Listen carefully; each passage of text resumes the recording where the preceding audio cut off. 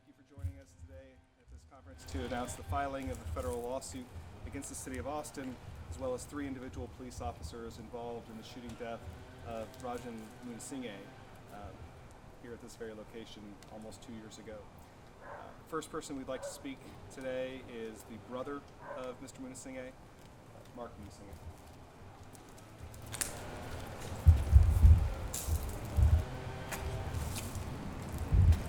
Thank you, friends, for being here. You guys have been a rock of support for our family, and you continue to be with us.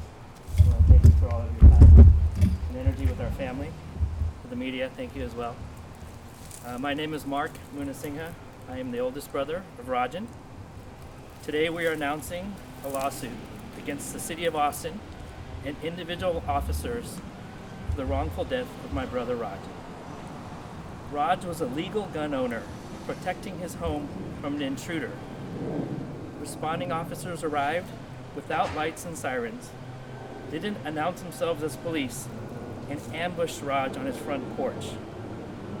After shooting him, he was denied life-saving aid as he lay handcuffed on these very steps. It's been 2 years since his death, and we have been unsuccessful in working with the city to influence policy. We have determined that a financial deterrent is the only thing that will bring about progress and force Austin to embrace policies for de-escalation and providing life-saving aid. No one life is more valuable than another. However, previous city payouts have done nothing to move the needle. Rajan was the founder of a multi-billion-dollar tech company, and the actual damages for this suit will be very, very high. Our family pledges to use the funds from this lawsuit towards ensuring this does not happen to anyone else. Additionally, we're demanding meaningful reform from the APD, changes to the general order to clearly prioritize de-escalation and require officers to save lives, creating a system of financial and social rewards for officers who successfully de-escalate potentially dangerous situations and save lives. All officers must get updated and regular training to use when someone needs life-saving aid. And lastly, ensure that officers are disciplined for failure to de-escalate and failure to render aid. It is the right of every Texan, every American, to lawfully bear arms and defend our homes and families. This lawsuit and our demand for meaningful reform to APD policies on de-escalation and rendering aid will protect the public. With that, I will pass to my mother, Ruth Moonesinghe.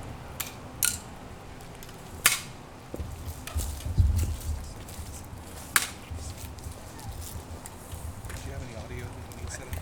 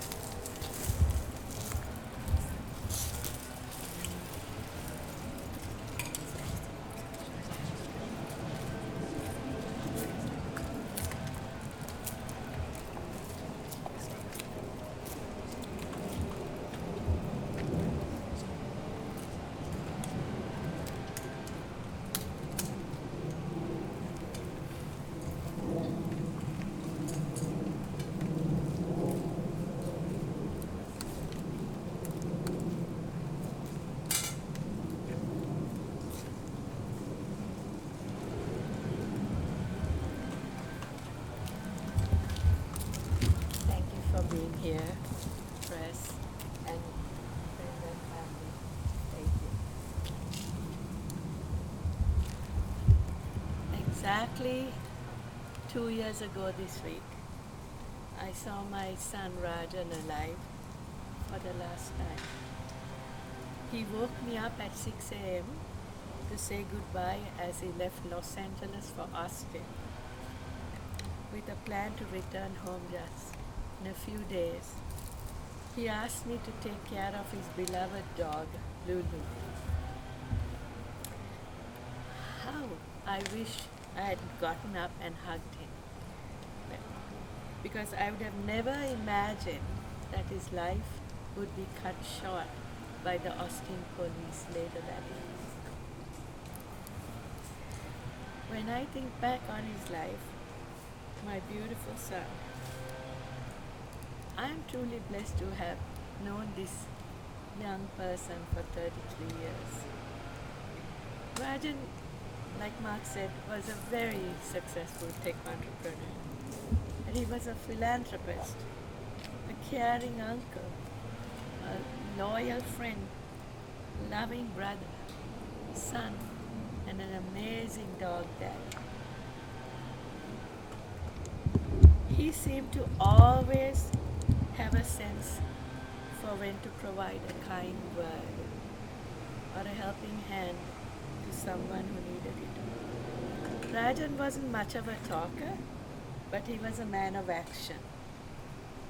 He took care of the need at hand and never expected anything in return.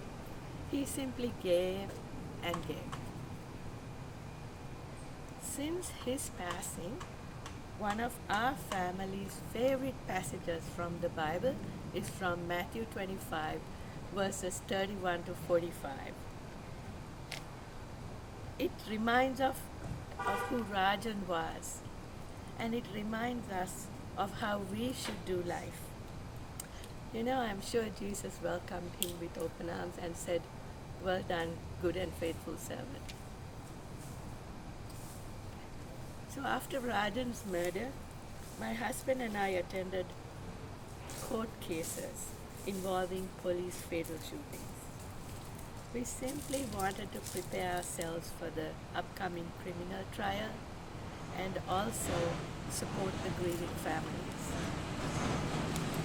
Our observation was the police trying to cover up and justify their actions by portraying the deceased as a criminal. Somehow they deserve to die. You know, I ask, where is the sanctity of life that we all believe in? I cried with the victims' families because I understand their pain. What happened to Rajan and all the others is so unfair. It's wrong. You know, this mother, she holds the mayor, the city council, the city manager, the APD responsible for the loss of these lives. The people of Austin deserve better. Rajan should be here with us today. His brothers, Mark and Johan, need him.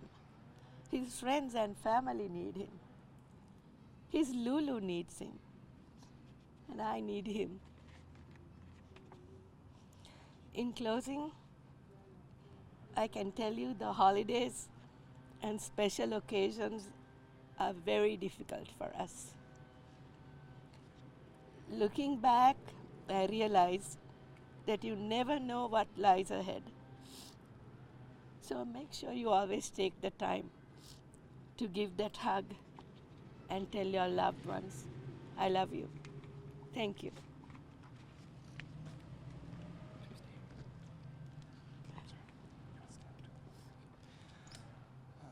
Over the last 2 years, the Moonesinghe family has shown incredible strength and incredible resolve in the face of an absolutely unspeakable tragedy. During those 2 years, they have fought for reforms and they have fought for change within APD and within the city of Austin itself. And so what I want to make clear is that the filing of this federal lawsuit this morning does not represent the first resort of the Moonesinghe family, but instead represents the last resort of the Moonesinghe family in order to try to effectuate change within the city that they love. Our hope is that the filing of today's lawsuit will get the city's attention, will get the APD's attention, and will rally support behind the idea that we deserve better as citizens of Austin than what the Moonesinghe family received. This lawsuit focuses on both the city of Austin and 3 individual defendants who are police officers within the city.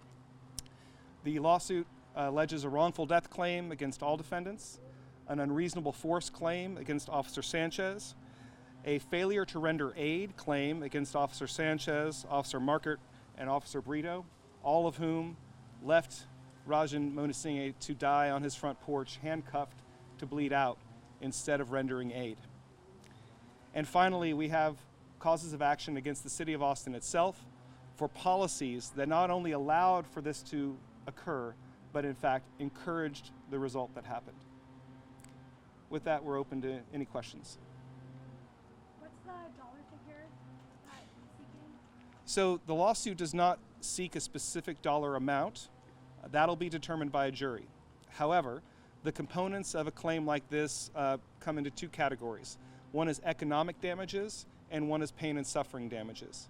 The pain and suffering damages are exclusively within the province of the jury, and we think that the fact finders in this case will take very seriously the fact that Mr. Moonesinghe was left to bleed out over 6 minutes when he could have had aid rendered to him when he was obviously not a threat to anyone. He never was a threat, but he certainly wasn't a threat after he'd been shot 5 times. The second element, though, is economic damages. And in police shooting cases throughout time, wrongful death cases throughout time, there's always a mention of, well, from an economic perspective, this person's life wasn't worth as much because they only made a certain amount of money and they only would have lived a certain number of years. And so defendants have always relied upon that as a defense to lessen the amount of money that would be paid in economic damages. If that rationale makes sense, then the opposite rationale has to also make sense. And when you have someone who was a founder of an incredibly successful tech company, one of the most successful ones in the state of Texas, now valued in the billions of dollars, then the opposite is also true. And so our preliminary expert analysis shows that economic damages alone would account for over $130 million in the next 10 years. Yes? Can you give a brief update on where the criminal case stands right now? We're going to leave that up to the district attorney's office. We have every confidence in the DA's ability to prosecute this case in the criminal courts, and we'll let them speak for the progress of the criminal case. Aside from the accountability you're looking for from the officers in the lawsuit, what exactly do you want to gain from the city's perspective when it comes to why they're named? Sure. Mark, do you want to address that? Yep. The city has yet to enforce the Office of Police Oversight. These were voted on by the citizens of Austin. We have not seen any progress for accountability and transparency in the city. As we have mentioned, we have tried for the last 2 years to meet with city officials, and we're at a point now where we feel like this financial hit is something that's going to get their attention. So for us, the two main things are around de-escalation and the policy to render aid after someone is hurt. Those are two things that we believe had come into effect that night, Rajan would still be with us. Yes. As you know, Austin Police has signed a new labor contract. It's giving them a raise along with parts of the Police Oversight Act being implemented. There was some pushback with how much exactly. When you heard that this contract was passed, what was your reaction, knowing, like you just said, that there's something lacking there in that contract? Yeah, we're not as fully familiar with all the details of it.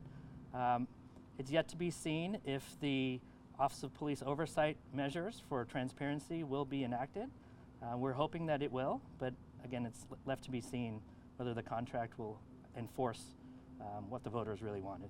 What does it mean for you to make this announcement here today in front of this house? Yeah, you know, it's very hard for us to even come here. You know, the first time we came, his clothes and the blood were still all over the driveway. So it's a reminder every time we come why we're fighting, what we're fighting for, and so this doesn't happen to anybody else.